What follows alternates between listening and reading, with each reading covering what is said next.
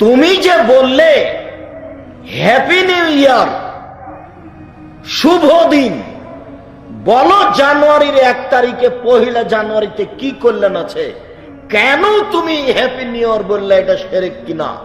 এই ছেলে, তোমাকে, তোমার মাস্টারকে, তোমার জাতিকে যদি আমি অশিক্ষিত প্রমাণ করতে না পারি, জাতির সামনে বক্তব্য দিব না বেটা। আজকের পরে তুমি মরা পর্যন্ত কোনোদিন ইংরেজি মাসের প্রথম দিনকে শুভ দিন বলে জানাও যদি, তাহলে তুমি একজন খাঁটি মুনাফেক, তুমি বক্তব্য শুনে মানো না। 1 বৈশাখ হলো হিন্দুদের প্রথম দিন, আর 1 জানুয়ারি হচ্ছে ইহুদি খ্রিস্টানের প্রথম দিন। বলো তোমার খুশি হলো কেন?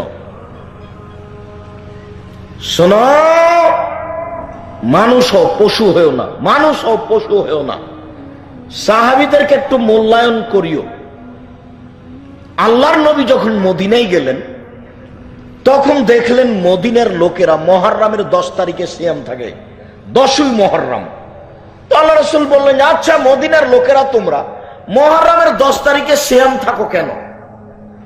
তখন মদিনার লোকেরা বলল যে মুহররমের 10 তারিখে ফেরাউনকে আল্লাহ ডুবিয়ে দিয়েছেন আর মূসাকে আল্লাহ বাঁচিয়ে দিয়েছেন, তাই শুকরিয়া আদায় করি। তখন আল্লাহ রাসূল বলছেন, আরে শোনো শোনো, আমি বেশি হক রাখি তোমাদের চেয়ে শুকরিয়া আদায়ের ব্যাপারে। আমিও মুহররমের 10 তারিখে সিয়াম থাকবো। এই সাহাবীগণ শোনো, তোমরাও মুহররমের 10 তারিখে সিয়াম থাকো।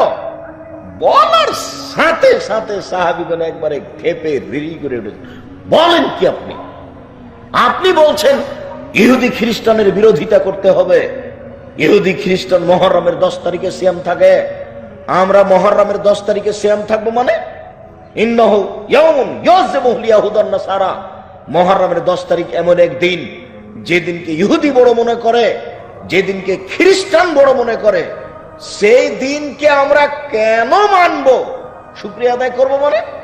আপনি বলছেন তাদের বিরোধিতা করতে হবে, আর আপনি সিয়াম থাকতে বলছেন কেন? তখন আল্লাহ রাসূল বললেন, শোনো, লাইন বাকাইতু আসানাল কাবেলা লাসমান্না তাসিয়া, আমি যদি সামনে বছর বেঁচে থাকি তাহলে মুহররমের 9 তারিখও সিয়াম থাকবো। 9 তারিখ হবে তাদের বিরোধিতা করা, আর 10 তারিখ হবে শুকরিয়া আদায় করা। বলো তুমি হ্যাপি নিউ ইয়ার লিখলে কেন? এখান থেকে কান ধরে তোবা করে উঠবে, জিন্দেগিতে আর কোনোদিন এই শব্দ কাউকে বলবো না।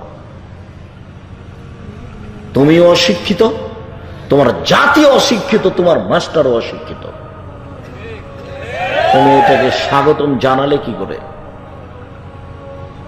শোনো, শুধু তাই নয়, যারা জানুয়ারির 1 তারিখে শুভ দিন বলেছে, যারা 1 বৈশাখকে শুভ দিন বলেছে, তাদের বিচারের মাঠ হবে ইহুদিদের সাথে, খ্রিস্টানের সাথে তাদের বিচারের মাঠ হবে হিন্দুদের সাথে তাহাজ্জুদ পড়লেও। রাসূল সাল্লাল্লাহু আলাইহি ওয়াসাল্লাম বলেন, মান তাশাব্বাহা বিকওমিন ফাহুয়া মিনহুম, যারা যাদের সাদৃশ্য অবলম্বন করে, যারা যাদেরকে ভালোবাসে, যারা যাদের নিয়ম নীতি কৃষ্টি কালচারকে ভালোবাসে, বিচারের মাঠে তারা তাদের সাথে থাকবে। বলো তুমি বিচারের মাঠে কার সাথে থাকবে?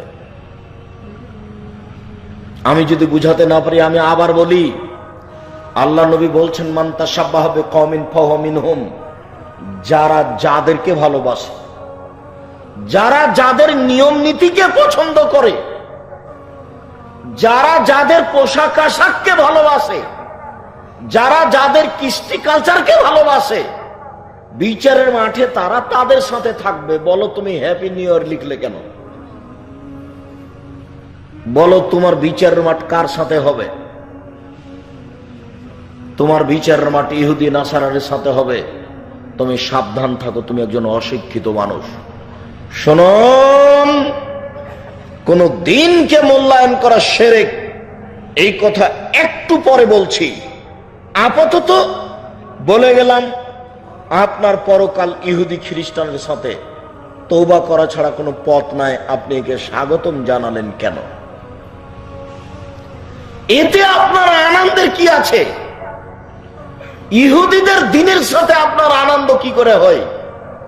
এই ইহুদি খ্রিস্টান মুসলমানের চিরশত্রু, আর তুমি কি করে জানুয়ারির 1 তারিখে শুভ দিন বলে আনন্দ ফুর্তি করো? তুমি মুসলমানের বাচ্চা, তোমার লজ্জা হয় না?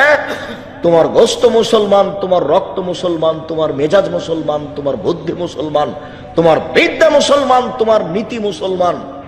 তোমাকে আমি বারবার বলেছি যে কোনো দিন ইহুদি খ্রিস্টানের কোনো কর্মকে পছন্দ করো না, তার সব কিছুকে ঘৃণা করতে হবে। তার নীতিগুলোকে জানার জন্য, দেশের এই নোংরা নীতি জানার জন্য আপনাকে আমি একটা বই পড়তে বলেছিলাম, যে শিক্ষা বনাম জাহেলিয়াত। শিক্ষা বনাম জাহেলিয়াত বইটা পড়েন না কেন? 10 বার পড়বেন। শিক্ষা বনাম জাহেলিয়াত বইটা 10 বার পড়বেন। সব শিক্ষামন্ত্রীকে বারবার উপদেশ দেওয়া আছে। শিক্ষামন্ত্রীকে আরো পড়া লাগবে, ও আবার কি বই লিখবে? ওই তো নিজেই কিছু বুঝে না ধর্মকর্ম কাকে বলে। যেমন তুমি তুমি আমার মোবাইলে লিখেছে হ্যাপি নিউ ইয়ার, তুমি আমার মোবাইলও দিয়েছ। তোমার কি সাহস? তুমি আমাকেও দাও এই আমার মোবাইলে যে হ্যাপি নিউ ইয়ার। তুমি হিসাব পাও না? শোনো।